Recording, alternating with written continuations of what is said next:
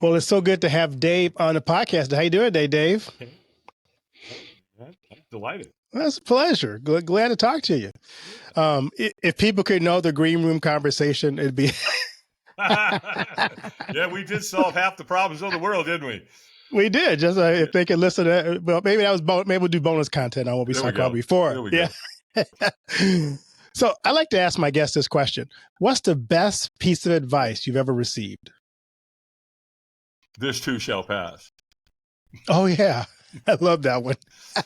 Right? I mean, I remember hearing one time that life's not as good as it seems. Life is not as bad as it seems. Reality's somewhere in the middle. Go find it. And, you know, I learned that in AA. I've been there for 35 years, right? So, yeah, we say that a lot. This too shall pass, right? Everything's going bad. Things not going your way. You know, this too shall pass, right? Everything going great. Everything's wonderful. You think you got the world by the, you know what? This too shall pass, right? So just, you know, be prepared for it. I think state management, it comes down to, you know, you can see a man and you see how well they're doing under, you know, things are going really good, right? Well, what you can really tell is, you know, about a man when things are going really, really hard on him, and how they behave and how they react and how they lash out or they don't and how they recover and so on. So, yeah, I think state management was one of the greatest gifts that I ever really received, and I focused on it and it really worked for me. That's great. I used that same line when I was trying to get through seminary. So as I didn't do well on a certain Greek exam or something, it was like, oh, this too shall pass. It's true, man, right? That's right. It's part of life. Yeah. None of us get here by ourselves. There are always people in our lives who have come along at maybe just the right time or just inspired us. So this is a chance for you to kind of give a shout out to those people in your life. Who are some people that serve to inspire you or maybe be a motivator factor for you in your life?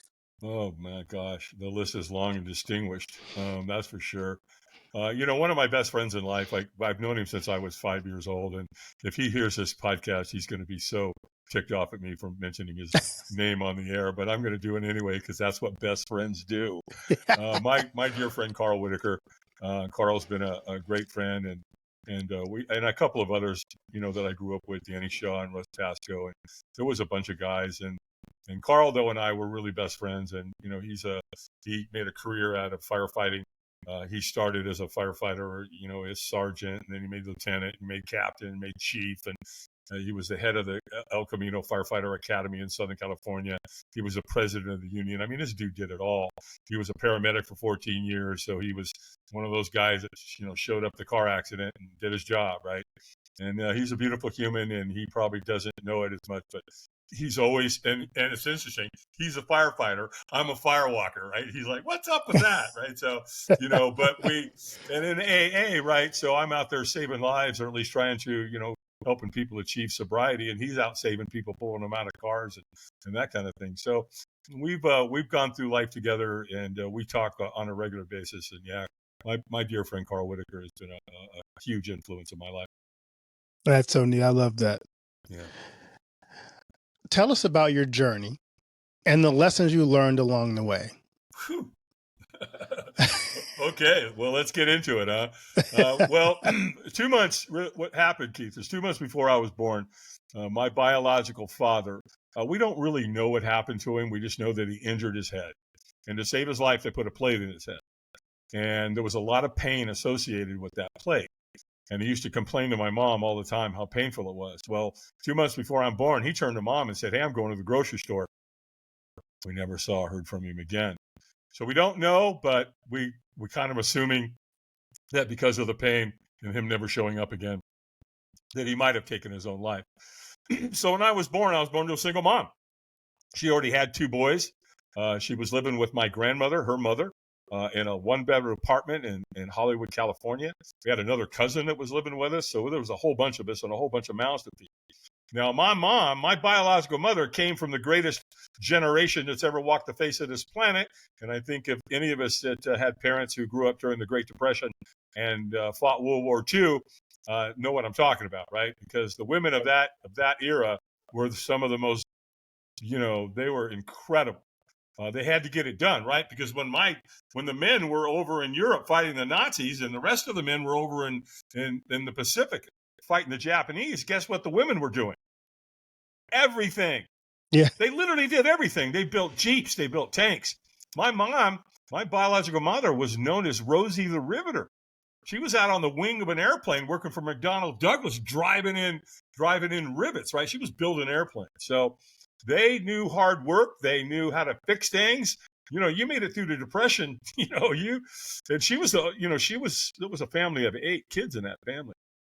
So sure enough, what happened is that she was working as a server at the Roosevelt Hotel in Hollywood, and she worked her butt off, but it just wasn't enough. And one day she said, she couldn't feed all of us. And so she went to her older sister, Pat, my aunt, and she said, "Hey, will you adopt David?" And Pat and Bob Albin, my aunt and uncle, said, "Absolutely." So they took me from Hollywood to Long Beach, and my life changed that quick. I went, into this beautiful home in Long Beach, California. My dad was career military. He was an officer. He was highly decorated. He had a good job. There was money. There was food on the table all the time. There was no scarcity. I was living a nice life. And then something happened. A few years later, remember, they adopted me when I was 5. When I was 11, they set me down the first day of summer and said, "Hey, David, we need to tell you something."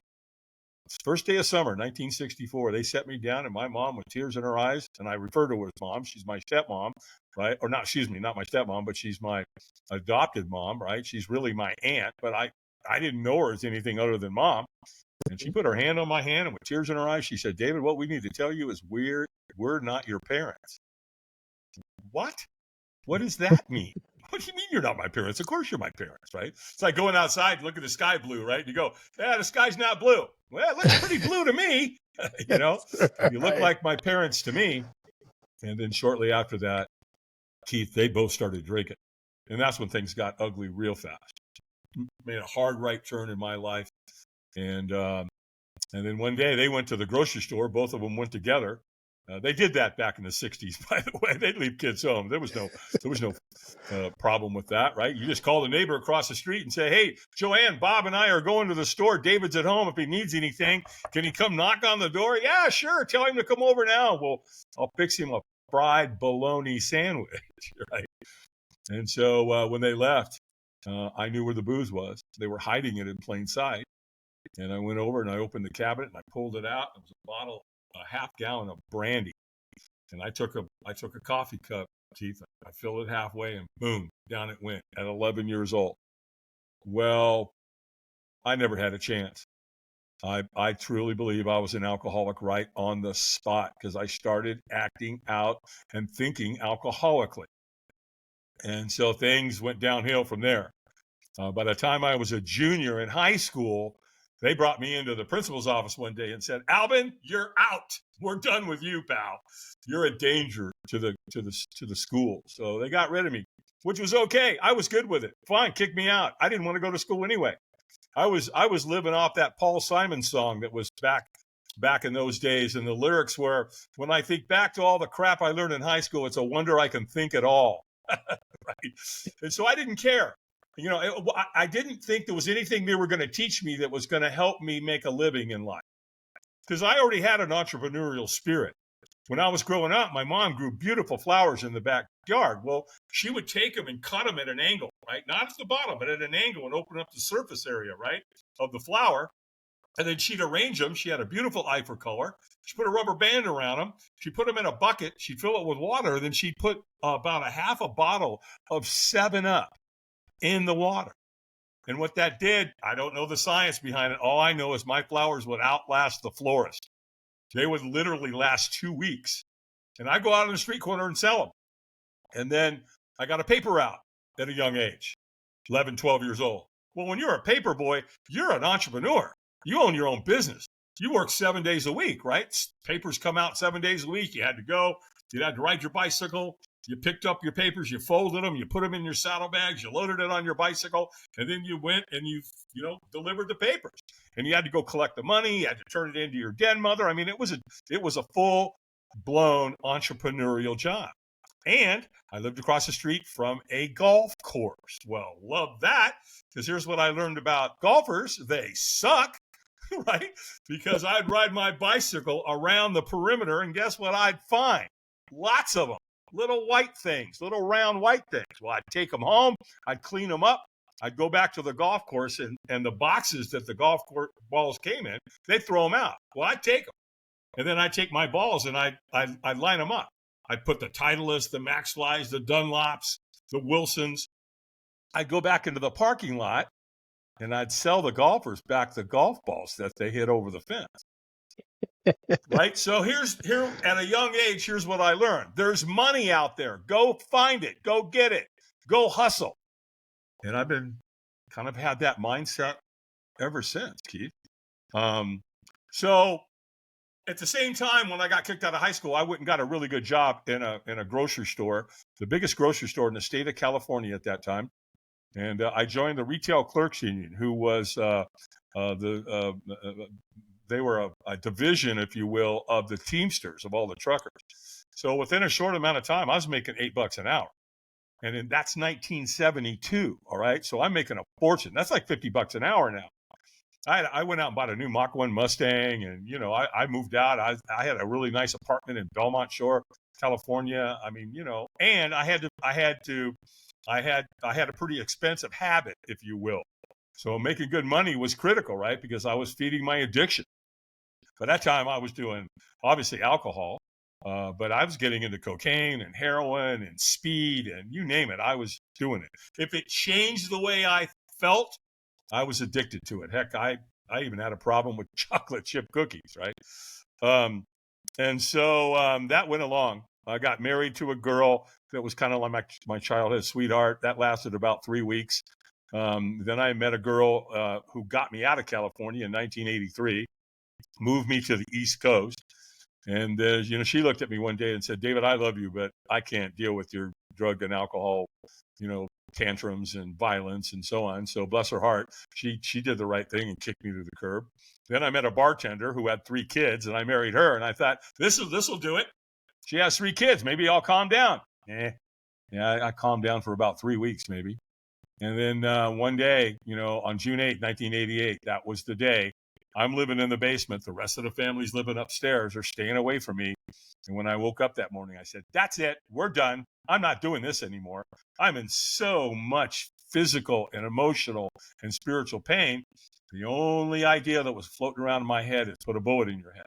End it. And so there I am. I've got my pistol out. I'm loading it. I'm putting it in my mouth, and it dawns on me, David, if you pull that trigger, guess what? Yeah, maybe your problems are over, but your kids, these stepkids that you made a commitment to raise, their problems are just starting. You're going to ruin their life. You can't do that. Figure out another way, pal. And so I'm having this dialogue with myself, and in that moment of compassion, I stopped.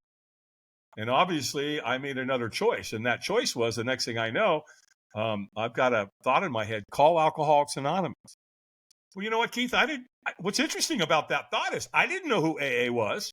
I had no references. I didn't know anybody that was in AA. I had never been to AA, and yet there was a thought.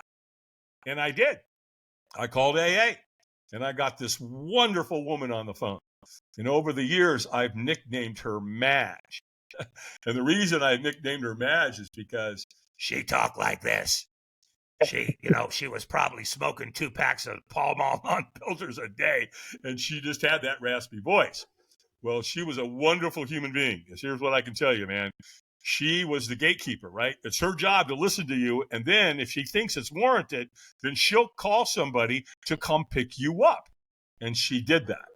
And the next thing I know, I'm on my way to my first AA meeting, which was on June 8th, 1988. And so please excuse my German Shepherd. Somebody must be coming on the property, or he sees a deer or an animal out there. There I am. I go to my first AA meeting, and that's all it took. Then I went to a meeting the next day, and then next thing I know, I had a week of sobriety, and then I had a month. And once I got to a month, they gave me one of these, and it said 30 days, 1 month of continuous sobriety. And then I got one for 2 months, 3 months, 6 months, 9 months, and 1 year. And this last June 8th, here this year, I just celebrated 35 years of continuous sobriety. Now, here's what happened along the way with that. Because I've got insomnia during my recovery in the first year, and I'm up late at night all the time, right? My sleep patterns were all over the place. I'm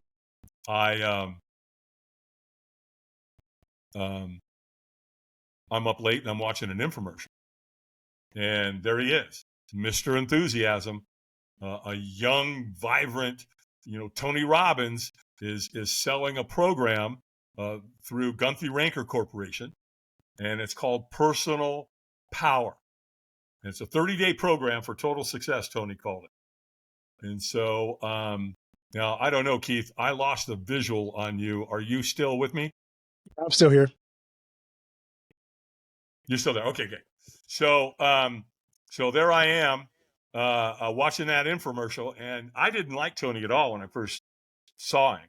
I thought he was a pompous. I thought he was a jerk. He's all motivated. Well, I'm not motivated. I'm miserable. But I'm watching him. I'm listening to him, right?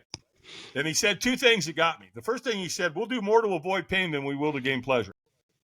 And I remember thinking, whoa, okay, that makes sense to me, because that's what I did when I was using drugs and alcohol. I was either trying to get some pleasure or I was running from pain, one or the other, right? And then the other thing he said to me that really got me, was he said the driving force in our life, the reason how we make decisions, if you will, is we make them out of inspiration or desperation. I thought, whoa, okay. Well, I'm pretty desperate. Maybe I should listen to this guy. So I did. I bought his program. And they sent it to me, and it came in this big old box, right? And it came on these little white things called cassette tapes. I remember. Right? Some of your listeners are going to, what's that, right? Well, right. They're in the Smithsonian. They're right next to reel and 8-track tapes, right? And so I plugged them in. I did what the man taught me to do, and it worked. Well, my buddy was watching me when I was doing all this, and he's like, hey, man, what's going on with you? Why are you so motivated? You're all chippy and, this and that. You seem encouraging, and you're making a lot of changes in your life. You started a new business. You're losing weight. You're working out. What the heck? I said, well, I've been listening to this guy named Tony Robbins. And he goes, I know who Tony Robbins is. I got his book, but I never read it. I said, well, how often does that show up in your life, man? I said, look, I've got his program. It's on cassette tapes. It's 30 days. I'll loan it to you. But you got to promise me you'll go through it. He goes, I promise. Done. So I loaned it to him. Well, this was all going down, by the way, in 1988, 1989. 7 years later, 1995, my phone rings. It's Dan. He's like, hey, man, did you know that Tony Robbins is coming to town live? And I'm going, no, I had no idea. He goes, dude, come on. You got to go with me. And I said, well, when is it? And I said, okay, I can go. He goes, great. That's all I needed to hear. I'll call you back. I'll make the arrangements. Okay, got it. He calls me back an hour later, Keith. He goes, done. We pick up the tickets at will call. Here's what they told us to do. Number one, bring a good attitude. Okay. Be ready to play full out. Okay. How much was the ticket? $695. What? $695 in 1995? What's that worth today? Like 1.3 million or some crazy? I mean, you know what I mean? Right. And then he said, bring snacks and hydrate, drink a lot of water. And as he's getting ready to get off the phone, I go, okay, great. I'll see you then. He goes, oh, wait, I forgot to tell you something really important. What's that? Well, we're going to be doing a firewalk. I'm like, what? I'm not saying anything, but I'm going, oh, no, that's a hard no for me. I'm not doing any firewalk. Now, I don't even know what a firewalk is. I have no references to that. But fire and walk going together at the same time didn't sound like anything I was interested in. Yeah, it didn't sound like fun. Didn't sound like fun. No. So I'm blowing him off, right? Yeah, no problem. We'll see you, Dan. Yeah, firewalk. Great. Awesome. Well, we get to the event, right? Well, actually, yeah, the big day comes and we get to the event. Tony takes the stage at 2:00 in the afternoon. And the next thing I know, Keith, it's after midnight. I've been in a room with Tony Robbins for 10 hours. That when they said bring snacks, they said you're going to spend a lot of time in the room. Yeah, if you don't bring snacks, you'll starve to death. And so next thing I know, it's after midnight. Tony goes, take your shoes off. And I'm like, oh, no. I see where you're going with that one, pal. I'm not falling for that. Well, I got a problem. I'm in a room with 3,500 people. Guess what they're doing? Yeah, you guessed it. They're taking their shoes off. So now I've got a dilemma. What am I going to do? Because if I don't take my shoes off, everybody else is taking their shoes off, then they're going to know. Hey, look at the guy over there. Didn't take his shoes off. Coward, right? So I'm negotiating with myself. I'm like, okay, don't worry about it. Take your shoes off. You don't have to do it. When you get out there, just go hide in the back. You'll be fine. So it gets worse. Because when Tony's got you going out there, guess what he gets everybody to start doing? Clapping and chanting. And so everybody's walking out there going, yes, yes, yes. And I'm walking out there going, no, ain't going to happen. It gets worse, Keith. Then you get out there, this big parking lot, right, where you're going to firewalk 3,500 people. He's got African drummers. So now, you get out there and you can feel the vibration, right? And here it's like dun, dun, dun, dun, dun, dun, dun, dun. Yes, yes. I mean, it's a dog and pony show like you've never seen in your life. And over in the corner, he's got this giant fire. It's huge. It's every bit of 35 feet wide. It's 70 feet long. And it's been burning all day, probably 10, 12 hours. And then what happens at the end of the night, it renders. So you got this big giant pile of blue coals. It's beautiful. And so how do you walk 3,500 people? Well, you take a whole bunch of wheelbarrows and you take them over to that pit. You load the wheelbarrows with the coals. Then you bring a wheelbarrow back and you lay 2 lanes of sod on each side of it. Sod meaning grass. They call it a fire lane. Fire lane's 3 feet wide, 18 feet long. Then they just take a flathead shovel, man, and they sprinkle those coals on top of that grass, and that's what you walk on. Well, I'm having none of it. I'm in the back, hiding out in the back, of course. Well, Tony Robbins knows, and if you research firewalking, it's been around 1,000 years. Cultures all around the world have used it for a variety of reasons, mostly rite of passage, graduations, things of this nature. But if you look at the Tahitians, the people of India, the Polynesians, the Hawaiians, the Indo-Europeans, the people of Portugal, the Spaniards, the Native American Indians, they've all been using firewalking. It's not something new in the world by any means. And Tony knows that this is literally the reason he chose it. He knows it's literally one of the most life-changing experiences any human will go through. And so he doesn't want you to miss it. And he also knows there's people like me hiding in the back. So what's he do? He trains people to come find you. I'm back there minding my own business, thinking I got it figured out, right? Next thing I know, here comes this guy, comes out of nowhere, makes eye contact with me, and now he won't take his eyes off. And I'm pretty sure Robbins trained him to do that, right? And this guy gets, I don't know, maybe 15 feet, 20 feet from me. And he's looking at me really funny, like a dog that hears a funny noise, right? And he's looking at me and he goes, hey, man, are you okay? And when we're not okay, what do? We lie about it. Oh, I'm fine. I'm good. Nothing to see here, pal. Move along, right? And so the guy goes, hey, man, are you going to walk tonight? And I'm thinking to myself, why do you think I'm hiding in the back, you idiot? No, of course I'm not. And I told him, no, absolutely not. I'm not walking tonight. And he goes, hey, man, that's cool. He goes, no problem. We don't want you to do anything you don't want to do. And I thought, okay, I like this guy. He's going to get me out of here. Well, guess what, Keith? Here's a stranger. By the way, I don't know who this guy is to this day. I wish I did, because he changed my entire life. And he got me in a position to change a lot of other people's lives, hundreds of thousands of them. In fact, without this guy, I'm not on your podcast here today, Keith, right? And the question he asked me was, well, wouldn't you at least like to watch? And I thought, yeah, let's do that.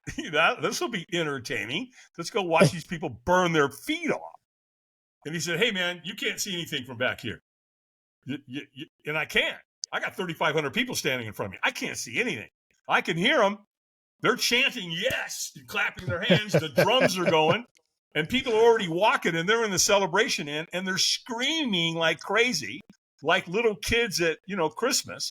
They're jumping up and down. I mean, they're going nuts, right? I can hear it, but I can't see anything. And he said, well, just get in line and eventually you'll get up there. You'll be able to see it. Okay. I took the bait and I got in line and I'm just kind of trudging along. And the next thing I know, this guy comes up to me and he whispers in my ear and he said, he knows when you're ready. When he says go, you go. And pew, this guy just disappeared into the night.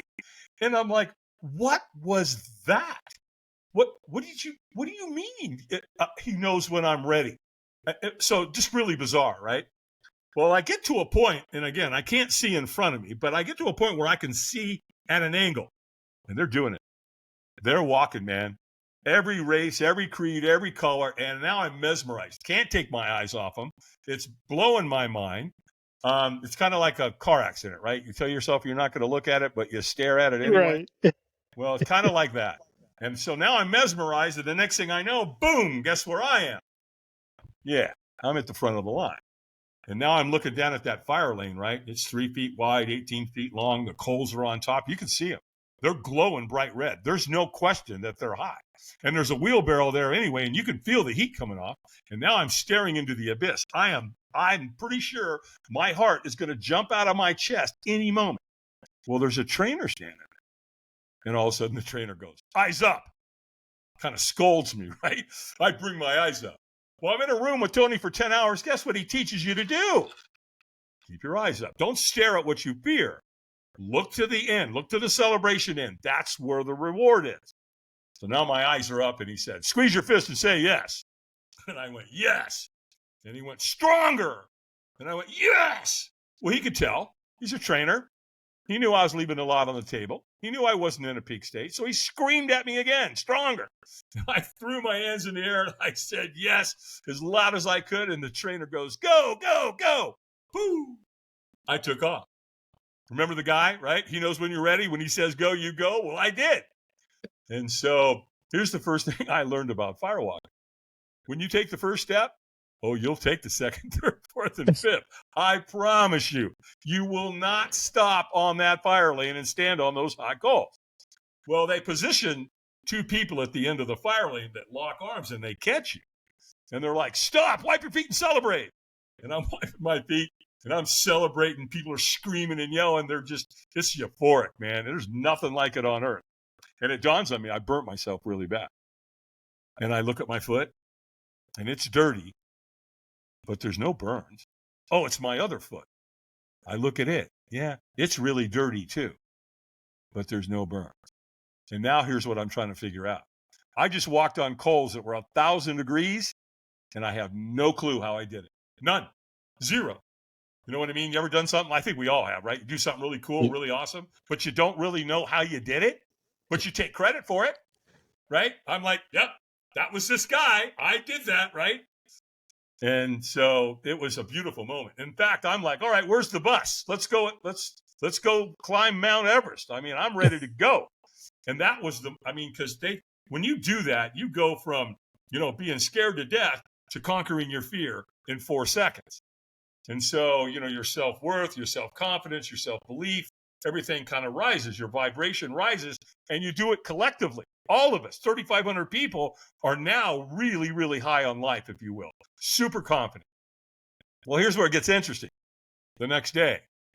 This event's 4 days. That was day 1, the night thereof. And now we're on day 2. So now we're all standing in the foyer getting ready to go into the venue. And to this day, Keith, I've never seen anything like it. Ever. People were getting along humanistically unlike anything I'd ever seen. They were laughing, they were crying, they were hugging, and I mean really hugging, really connecting. They were talking about the firewalk, they were talking about their fears. They were just going on and on and on. And I'm going, really? I mean, did we drink the Kool-Aid last night? Is that what happened? Sure did. And that's why Tony uses it, because he knows now he's got leverage going into day 2. Because if you can firewalk successfully and not hurt yourself or burn yourself, the question comes up, what else can I do? So that's why he uses it. That's why, he's got you. Well, later in the event, I met one of Tony's trainers, a guy by the name of Ted Macy. Super guy, loved Ted to death, him and his wife, Mary. And I'm talking to him. And I'm like, dude, this must be awesome that you get to come play and be in this environment on a regular basis. and around all this positivity. And he goes, oh, yeah. He goes, I get to do this several times a year. And he goes, as a matter of fact, he said, you see all those people standing over there with those black shirts with the pink writing on the back? Yeah. He goes, guess what, man? They're volunteers. They're just like you. They came, did a firewalk, and said, I want to come back and be involved. So here's what you can do. Go, when you get home, call Robbins Research and ask them to send you a volunteer crew application. I did. And I filled it out. I sent it back. And about 9 weeks later, I got a letter in the mail. And it said, Dave Albin, congratulations. You've been selected to crew with the Anthony Robbins Company. Well, there you have it. I'm in the door. And so that was all going down in 95. Well, I crewed like 5 or 6 times. Well, the problem with that is it's costing me $1,500, $2,000 every time I go, right? You got to pay for your airfare. You got to pay your hotel. You got to pay all your expenses, your travel. And my wife is like this, like, no, I don't. Who's this Tony Robbins guy? You know, because I'm spending $2,000, $1,500 every time I go. And she doesn't know anything about Tony. She doesn't know I drank the Kool-Aid, right? So bless her heart, she's complaining. And rightfully so. Well, next thing I know, I'm getting offered a subcontracting position. So they hired me to help because I had a security and a military background. So they brought me in to help take care of Tony's celebrities. So now they're paying my way. They're paying my hotel. They're paying a per diem so I can pay my food, my expenses. So I'm not coming out of pocket. And they pay a little salary, a couple $100. It was no big deal. But at least I'm in the black and I'm not in the red every time I go. But they did another smart thing. They gave me a free ticket. And so I got to bring my wife. Oh, wow. And she went. And when she graduated, I'll never forget that night, man. We were walking on the beach and we're walking and she goes, okay, I get it. I drank the Kool-Aid. This guy's pretty awesome. Go, man. Whatever you want to do. You want to run with this guy, run with this guy. Well, shortly after that, a couple years later, I'd been on the fire team as well because I lived on a farm. So I knew how to use tools and I knew how to use a log splitter and a hatchet, this kind of stuff. So now I'm doing fire team and I'm doing security. And then in 2003, my life forever changed. Tony offered me the fire captain position. And what that meant was I took over all of his firewalks globally. And there was a little bit of talks in the beginning because I homeschooled my kids and I didn't really want to do that. And he stepped right up and Robbins Research paid for my family to travel with me.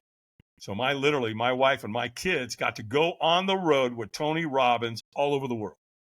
That was in 2003. 2005 comes along. We go to London, to the Docklands, to the Excel Center, and we set the world record.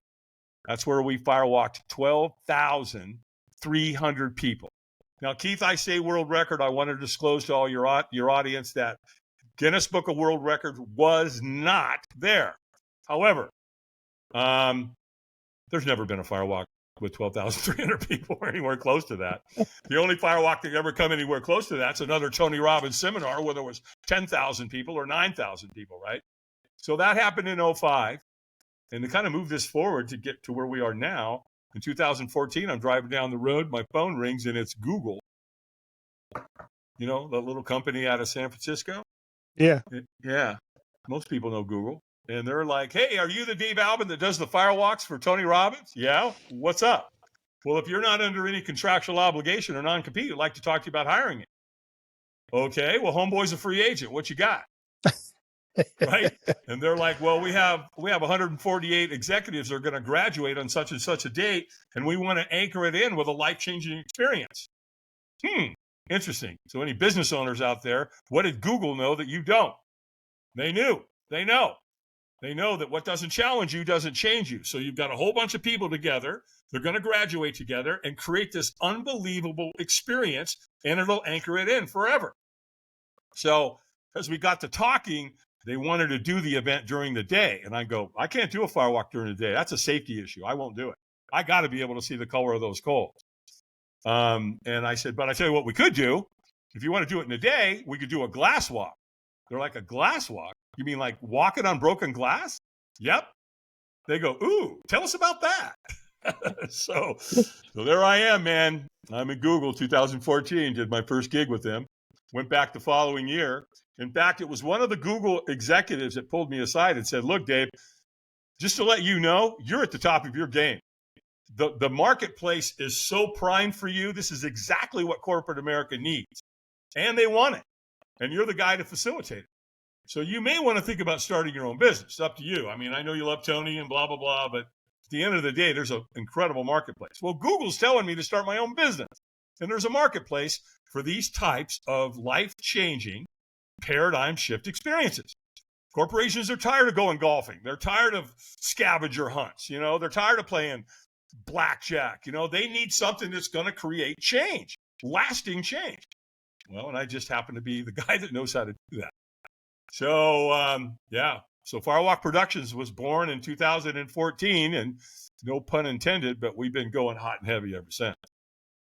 That's an amazing story. I want to go back a little bit, because as I listen to your story, I can see the origins of where the pain started with your father, your biological father, and the pain he had and how that was passed down to you.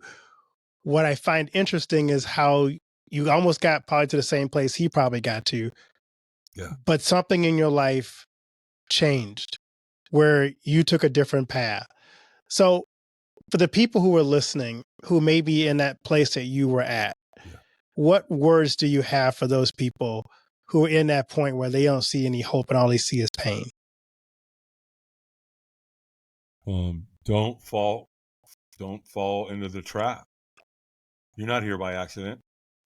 I mean, but I thought, I'm thinking, my life doesn't mean anything. I'm going through all that nonsense in my head, and none of it's true. None of it. It's all a lie. And I think that's the biggest part, is we lie to ourselves, right? That we're not important. There's no value. Nobody loves me. Nobody likes me. I'm not smart enough. I'm not good enough. I mean, we go through all of that, right? Why don't people get what they want in life, Keith? Well, it's pretty simple. There's a story we tell ourselves why we can't have it. I'm too young. I'm too old. I don't have the time. I don't have the money. I don't have the education. I don't have the background. I'm not lucky enough. Nonsense. It's not true. None of it's true. And you know what? Victor Frankel, who wrote Man's Search for Meaning, pretty much laid it out for us. And if you haven't read the book, I encourage you to read it. It's not an easy book to read. I'm going to warn you. Victor Frankel was in Auschwitz. They murdered his family right in front of him. And they took, in Auschwitz, as you were going to one of the chambers, they take everything from you. You're naked. They don't feed you. You have to stand outside in the cold. They take everything from you, your dignity, all of it. And here's what Victor Frankel figured out. What he figured out was, there's one thing you can't take from me, and that's my attitude. I have to give it up. I have to relinquish that, and I'm not doing it. And so what did he do? He created purpose, because you're losing that too. It's like, I'm moving my company in the direction of helping veterans and first responders and kids that are bullied and single mothers. And I'll talk about that in a second. But so he got that figured out, because he said, someone's got to get out of here, and someone has to tell this story. And that's exactly what he did. And he lived, and he got out, he wrote it, and he wrote Man's Search for Meaning. So the bottom line is, just don't give it up.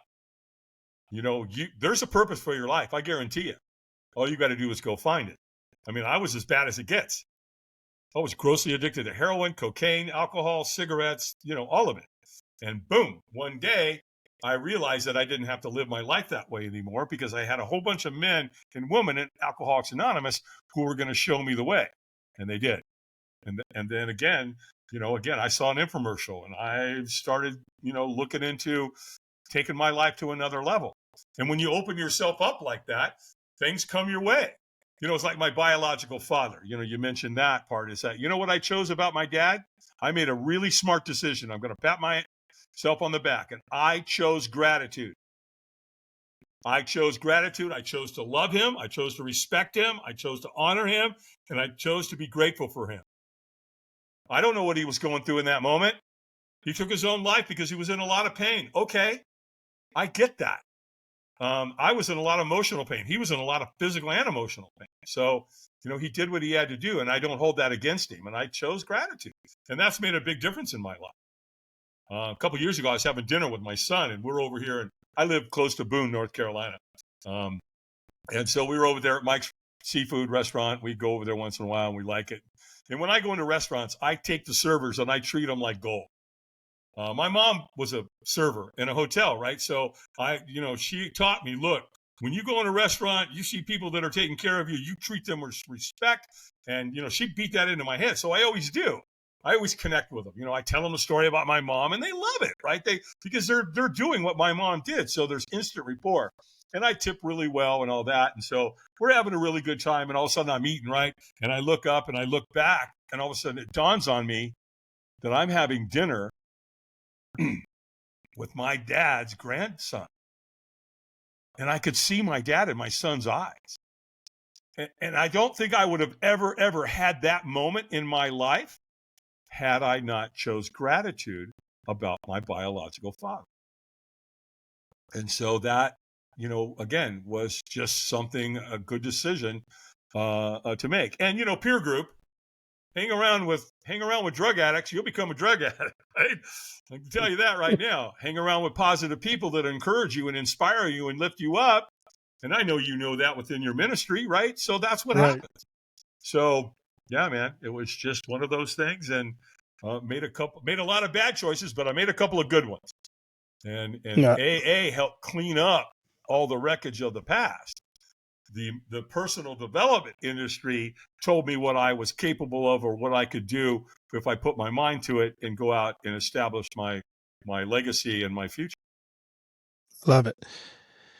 You started to talk about the shift you're making in your company right now. So what are you excited about in this season of your business journey? Well, because of podcasting, I did a podcast a few months ago, and I was interviewed by Natalia Earl. And after the podcast, we're talking, and she started asking some questions. She said, have you ever done a firewalk for veterans?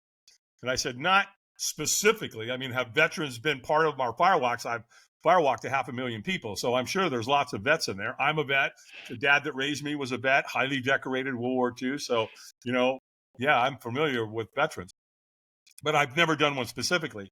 And she said, well, what do you charge? And I said, well, I charge $189 a person with a 100-person minimum plus the expenses. And I said, why? She goes, well, we have 300 Marines. And I said, okay, well, let's do it. She goes, Dave, we can't afford you. There's just no way. And I said, well, wait a minute. Hold on a second. Tell you what I'll do. I'll do it pro bono. You won't have to pay me, but you are going to have to pay for my team. I'm not going to ask my team to travel there and do all that for free. I can't do that. They take off time from work. They have families. They have expenses. So if you take care of my team and you pay for all the expenses and you pay my travel so I get down there. So I just don't want to go into the red every time you guys ask me to do this, right? But if you'll cover my expenses and feed me and all that, I'll come and do it. So as we started working towards that, after I told them I would do it, that night, I woke up in the middle of the night, Keith, and here's what the thought was. I'm going to create what's called the Do No Harm Firewalk for veterans and first responders. And so what I thought to do was, veterans are very honorable people. So I said, well, but they're also committing suicide 22 a day, right? And that's if they leave a note. And what I found out was the number's closer to 40 men and women who have served our country are committing suicide right now. Today, 40 will take their lives. And the reason it's 40 is because they don't all leave a note. And I said, Dave, you've been doing this for 3 decades. That's where you're going. That's your legacy. Go save their lives. And so I called it the Do No Harm Firewalk. Well, what I'm going to do is, and we just scheduled our first one. We just scheduled the first one for August 13th in Modesto, California. So here's what we're going to have them do. They're all vets. I'm going to have them stand up and take an oath. They're going to raise their hand, and they're going to promise to do no harm. Because I'm going to tell them, look, I'm going to take you out here into the parking lot, and you're going to participate in a rite of passage experience that's been around for over 1,000 years on this planet. And for you to participate, you have to promise to do no harm. So there's step one. I got them, right? Then here's what I did. I brought the board break experience into the firewalk experience, right? Board breaking. Any martial arts person knows what I'm talking about, right? Any dojo, if you join martial arts and you go from a white belt to a yellow belt or any belt graduation, you break a board with your hand or your elbow or your knee or your foot, whatever. And so I went, tell you what we'll do. Let's take that board break, and I'm going to have them write something on front of the board they want to move towards. I'm going to have them write something on back of the board that they need to move away from. They need to stop doing. And then I'm going to invite them to write anybody's name on that board that they're in conflict with. In other words, if forgiveness or reconciliation is part of that relationship, put their name on the board. It ends tonight. Stop carrying around a resentment about another human being on this planet. It clouds your thinking about what you should be doing out there in the world. Then here's where it really gets interesting. I have them write anybody's name on the board that they've lost. So that creates the rite of passage. Could be a relative, could be a mentor, could be one of their buddies they lost when they were, deployed. And there could be more than one. Write their name on the board. So once they do, I take them through that process. Then we take them outside. We have board break stations, and they're all going to break their board. Then I'm going to walk them in a circle, counterclockwise. There's a reason for that I explained during the event. And then they do their firewalk. And then after they do their firewalk, they throw their board into the fire. And then I do one more thing. I do what's called, I have a proprietary heart hug. And what that is that normally when we hug this way, right? Well, I have them hug this way because then, right, our hearts are on top of each other. I have them close their eyes and they take 3 deep diaphragmatic breaths. And here's the magic that happens. On that second breath, because I'm filling their lungs, their diaphragm, right? I'm getting them really to take deep breaths because I want a lot of oxygen in the body. And when they come in or come out of that second breath, guess what happens? Their hearts calibrate. They start beating at the same time. So I'll do that 5, 6 times. It just depends on the group and the size. And the next thing you know, you've got all of them and their hearts start beating together. Now, here's what I'm doing for the vets, right? They're going to get one of these. It's a necklace they can wear. We're going to have some medallions made that they can carry in their pocket. The Do No Harm Firewalk. We take coals. These are the actual coals. So we'll say on here, it'll say, the Do No Harm Firewalk 2024. Right? So there the coals are. Now, one of my companies that I do business with, and I love these guys, is the Zippo lighter company, right? And so that's the lighter they made for me. Well, I went to Zippo a few weeks ago and I said, hey guys, here's what I'm doing. It's the Do No Harm Firewalk. And I said, would you guys like to get involved? And they said, absolutely, we'd like to get involved. So here's what they did. I sat down with the design team and they're going to take a 1941 replica of the lighter they made during World War II. They're going to powder coat it in black. And then they're going to laser Do No Harm on that lighter. And they are going to be beautiful. And then I've got a couple of other companies that I'm reaching out to. In fact, I have a conference call today at 1:00 with MIT 45, 5th fastest growing company in the state of Utah. They brought Kratom into America. And then I got a hold of the Black Rifle Coffee Company. They just happen to be the 6th fastest growing company in the state of Utah. So basically what I'm doing, I'm saying, all right, corporate America, you want to save some lives? You want to get your brand on the right side of, a very powerful movement in saving lives for first responders and vets and kids that are being bullied and single moms? Get a hold of me. We'd love to have you. That's an inspiring story.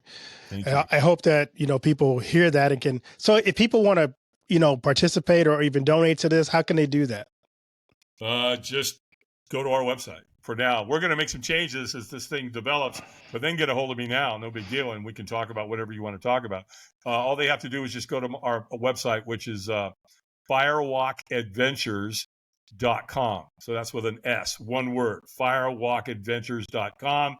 All my information's there. My calendar, lots of information about all the experiences that we do, lots of companies that have hired me. Because in 2014, when I started after Google I failed to mention this. Right after that, next thing I know, I was at NASA. Then I went to Notre Dame. Then I went to Virginia Tech. Then we went to Remax, the real estate company. Then we went to the EO organization, the Entrepreneurs Organization. Incredible group of men and women there.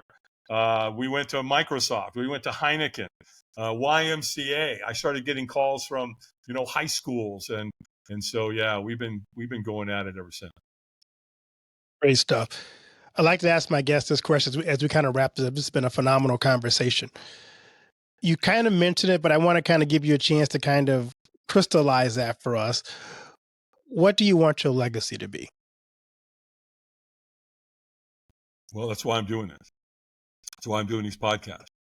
I just, when I started podcasting, my goal was to do 100 podcasts in 1 year. And I just beat that. I just hit, and I did that in 7 months. I've got my kids and I've got my grandkids, and really it comes down to legacy. The bottom line right now, I know my calling now. I was out in the corporate world, and we did really well out there, and I worked for Tony Robbins for just shy of 20 years. I did work for T. Harv Eker. I've done work for some incredible corporations and businesses and people and all of that. But now, once you get that idea that everything that I've ever learned in my life, I can now use to save people's lives, especially veterans and first responders and kids that have been bullied. I mean, that's it. I'm in. So that's where my focus is going, because I know you've probably heard this before. Where intention goes, energy flows. And so, this is my calling. Everything in my life that I've ever done has brought me to this moment. And so, so as long as I can, I've got air in my lungs, I'm gonna save as many men and women's lives that are veterans and first responders that I possibly can. What an awesome vision. Dave, where can people, one more time, give us your website, and how can they find you on social media? Firewalkadventures.com. And my LinkedIn link is there. Facebook is there. Instagram is there. And I cut it off. That's all. I don't do TikTok. I don't do Snapchat. I'm like, come on, I'm a baby boomer. And to gotten this far with technology, my son teases me all the time. He's a computer engineer. We're a big company, and he's always teasing me, right? But so if you go to our website, everything's there. You can find everything there. And if you want to join our Facebook page, we'd love to have you. YouTube channel's there. Again, LinkedIn's on there, and Instagram as well. Well, Dave, thank you so much, and blessings on what you do. And may your goal of saving as many lives as possible materialize, because what you're doing is phenomenal to get people to understand that they have a God-given sense of purpose and a God-given reason for being here, and no one is here by accident. God created them, designed them, and has crafted them to do something amazing for him. So Thank you for what you do for the kingdom. Thanks, Keith. Thanks for having me on your show. Let's do it again sometime. Will do.